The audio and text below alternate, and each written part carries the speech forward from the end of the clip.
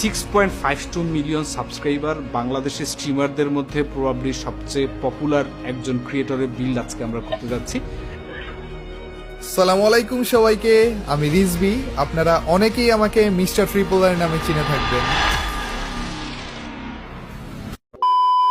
তো এই ভিডিওতে যেহেতু ক্লিক করছো, তোমরা সবাই কিন্তু মিস্টার ট্রিপলারের ফেস দেখতে এসেছো। আবার 90% মানুষই ভাবতেছো যে এটা ফেক নিউজ বা ফেক ভিডিও। আসলে guys, তোমাদের ভাবনাটা একদমই ভুল। তাহলে কি সত্যি মিস্টার ট্রিপলারের ফেস রিভিল হতে যাচ্ছে? তো এই ভিডিওতে আমি তোমাদেরকে সেই কাহিনী শোনাবো। বুঝতেই পারতেছো ভিডিওটা খুব ইন্টারেস্টিং হতে যাচ্ছে। ওকে, লেটস বিগিন।